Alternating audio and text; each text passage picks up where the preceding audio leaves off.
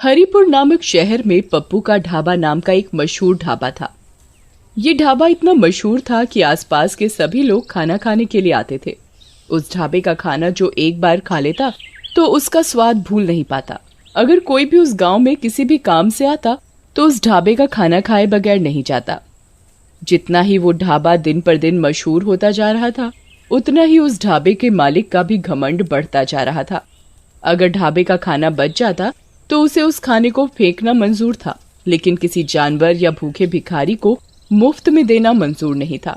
एक दिन की बात है, एक भिखारी उस ढाबे के पास से जा रहा था। वो काफी भूखा था। उसने बहुत दिनों से कुछ नहीं खाया था, तो वो ढाबे के मालिक के पास गया। मालिक, कुछ खाने को दे दो, बहुत भूख लगी है, बहुत भूख लगी है बाबूजी, कुछ खाने को दे दो। अरे जा जा, आगे जा, कुछ नहीं मिलेगा। कुछ दे दो खाने को, बहुत दिनों से कुछ खाया नहीं है, बहुत भूख लगी है बाबूजी। सुबह सुबह पता नहीं कहां कहां से आ जाते हैं मुंह उठा के, सारा दिन खराब कर दिया। रामू, ओ रामू, इसे बाहर तो निकाल। रामू भिखारी को ढाबे से धक्के मार मार कर निकाल देता है, पर मालिक को भिखारी के ऊपर जरा भी दया नहीं आती और भिखारी भूख के मारे बेहोश हो जाता है। मालिक, ये तो बेहोश हो गया था। तो मैं क्या करूं? इसे तू दुकान के सामने से हटा, ग्राहक के आने का टाइम हो रहा है। जी मालिक। मालिक, मालिक, लगता है ये मर गया। अरे ये क्या बोल रहा है? मालिक, मैं सही बोल रहा हूँ। तुम एक काम करो, इसे जो ढाबे के पीछे कुआं है उसमें फेंक दो और किसी को कुछ पता भी नहीं चलेगा। जी मालिक। रामू, किसी को कुछ पता तो नहीं चला? किसी ने देखा तो नहीं? नहीं मालिक। आज का तो दिन ही खराब गया। और कोई ज्यादा ग्राहक भी नहीं आए। कल सभी टाइम पर आ जाना, नहीं तो तुम्हारे पैसे काट लूंगा। जी मालिक। मालिक अपने सभी नौकरों को छुट्टी देकर वो भी अपने घर चला जाता है। मालिक को रास्ते में ऐसा लगता है जैसे कोई उसके पीछे पीछे चल रहा है। तभी मालिक रुक जाता है और पीछे देखने लगता है, पर वहाँ कोई नहीं होता। अरे मेरा वहम होगा। और वो चलने लगता है। तभी उसे अचानक कोई जोर से थप्पड़ मारता है। वो अपने चारों ओर देखता है, पर कोई नहीं था। वो जल्दी जल्दी चलने लगता है और अपने घर पहुँच जाता है। अरे भाग्यवान, जल्दी से खाना लगा दो, बड़े जोरों की भूख लगी है। जी अभी लाई। जैसे ही पत्नी खाना लेकर आती है, तभी भिखारी भूत उसकी पत्नी को जोर से धक्का देता है, जिसके कारण पत्नी के हाथ से सारा खाना गिर जाता है। अरे भाग्यवान, ये क्या किया? सारा खाना गिरा दिया। जी पता नहीं कैसे गिर गया, मुझे ऐसा लगा जैसे किसी ने मुझे धक्का दिया हो। आज का तो सारा दिन ही खराब गया। अगली सुबह मालिक अपने ढाबे पर काउंटर पर बैठा होता है। तभी एक ग्राहक आता है और कुर्सी पर बैठ जाता है और खाने का ऑर्डर देता है। रामू, जल्दी से खाना लेकर आओ। ये कैसा खाना है, इतना तीखा? क्या हुआ, खाना अच्छा नहीं है? ये कैसा खाना है? रामू, ओ रामू, आज तुमने ये कैसा खाना बनाया है? मालिक, पता नहीं कैसे हो गया, खाना तो अच्छा ही बनाया था। आज भी मालिक की कोई कमाई नहीं हुई थी और सारा खाना ऐसे ही वेस्ट हो जाता है। ये देखकर भिखारी बहुत खुश होता है। अगले दिन मालिक अपने नौकर से कहता है, आज ऐसा खाना बनाना कि लोग उंगलियां चाटते रह जाएं। और सभी नौकर और रामू खाना बनाने में लग गए। खाना बनकर तैयार हो जाता है। खाने की खुशबू तो अच्छी आ रही है। तभी ढाबे पर एक ग्राहक आता है। रामू, जल्दी से खाना लाओ भाई। वाह वाह वाह वाह, खाने की खुशबू तो अच्छी आ रही है। ग्राहक जैसे ही खाना खाने के लिए बैठता है, तभी उसकी थाली से अचानक रोटी गायब हो जाती है। अरे रोटी कहाँ गई? अभी तो थी। वो डर जाता है। वो रामू का आवाज लगाता है। रामू, रामू। जी साहब, क्या हो गया साहब? अरे रामू, मेरी रोटी गायब हो गई। अरे ऐसे कैसे हो सकता है साहब, आपका वहम होगा। ये सारा करा धरा भूतिया भिखारी का था।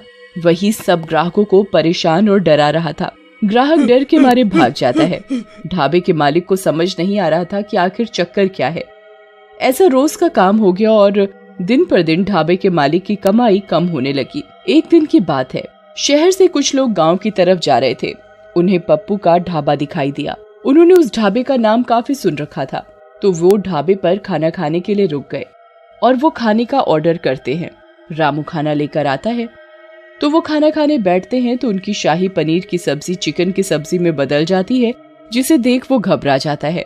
वो जैसे ही पीने के लिए पानी का ग्लास उठाते हैं तो भूतिया भिखारी सारा पानी उनके सिर पर डाल देता है और वो जोर जोर से चिल्लाने लगता है, भूत भूत भूत, अरे इस ढाबे पर तो भूत है। और वो वहाँ से भाग जाता है। देखते ही देखते ढाबे पर रोज अजीबोगरीब घटनाएं होने लगी। लोग उस ढाबे को अब भूतिया ढाबे के नाम से जानने लगे। एक दिन रात को ढाबे का मालिक जब ढाबे के गल्ले से पैसे निकालने के लिए गल्ला खोलता है तो वो देखता है कि इसमें तो एक भी पैसा नहीं है और पैसे की जगह मालिक को उस भिखारी का सर दिखाई देता है। भूत भूत, अरे ये तो वही भिखारी का सर है जिसे मैंने कुएं में फेंकवा दिया था। फिर ये इधर आया तो आया कैसे? मालिक की आवाज सुनकर ढाबे के सारे लोग मालिक के पास एकत्रित हो जाते हैं। क्या हुआ भाई साहब, आप इतना घबराए हुए क्यों हैं?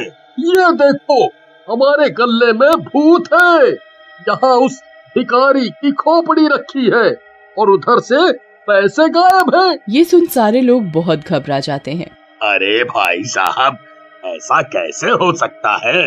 जाओ, तुम एक बार गल्ला खोल के देख लो, तुम्हें वहाँ एक खोपड़ी मिलेगी। वो एक भूत है, भूत। वो आदमी मालिक की बात सुनकर ढाबे का गल्ला खोलता है, पर वहाँ ना तो कोई खोपड़ी होती है और साथ ही उधर उसके पैसे रखे होते हैं। अरे क्या भाई साहब, लगता है आपकी तबीयत ठीक नहीं है। आपने नींद में कोई सपना देख लिया है। आपको आराम करने की आवश्यकता है। अरे नहीं भैया, मैंने यहाँ सच में एक खोपड़ी देखी थी। मैं बिल्कुल सच बोल रहा हूँ। मालिक अपनी बात सबको मनवाने की कोशिश करता है, पर कोई उसकी बात नहीं सुनता और ना ही विश्वास करता है। तभी रामू मालिक के पास आता है। मालिक, मुझे ऐसा लगता है कि ये सब वो भूखा भिखारी कर रहा है जिसे आपने कुएं में फेंकवाया था। वही उसके भूखे होने की वजह से उसकी मौत हो गई थी और इसी वजह से उसकी आत्मा हमारे ढाबे में भटक रही है और आपको दिन रात परेशान कर रही है। रामू, मुझे भी यही लग रहा है। तुम सही बोल रहे हो, पर अब इस बात का क्या इलाज है? तुम मुझे ये बताओ। अगर ऐसा ही चलता रहा तो मैं एक दिन पागल हो जाऊंगा और मेरा ढाबा भी बंद हो जाएगा। आप चिंता ना करिए मालिक, मैं एक बाबा को जानता हूँ। मैं आपको उनके पास लेकर चलूंगा। उनके पास हमारी परेशानी का कोई ना कोई हल जरूर होगा। ऐसा मेरा उनके ऊपर विश्वास है। मैंने उनका काफी नाम भी सुना है। वो सबकी परेशानी दूर कर देते हैं अपनी पूजा पाठ से। रामू और उसका मालिक अगले ही दिन बाबा के पास जाते हैं। वो बाबा को उधर जाकर सारी बात सच सच बताते हैं। ये तुमने क्या किया? तुमने एक भूखे भिखारी की जान ले ली। उसकी आत्मा भूख की वजह से ही तुम्हारे ढाबे में भटक रही है और तुम्हें परेशान कर रही है। बाबा जी, हमारी मदद करो, हमसे गलती हो गई। हम कभी नहीं करेंगे आगे से ऐसा। हमें माफ कर दो बाबा। बाबा अपनी शक्ति से उस भिखारी की आत्मा को बुलाता है। मुझे किसी ने परेशान किया तो मैं सबको मार डालूंगा। मुझे माफ कर दो, मुझसे गलती हो गई।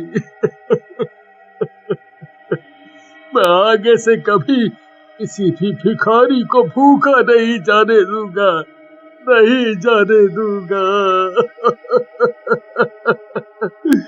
मुझे माफ कर दो। बाबा अपने लोटे से गंगा जल छिड़ककर उस भिखारी को मुक्त कर देते हैं और मालिक से हमेशा गरीबों को खाना खिलाने को बोलते हैं।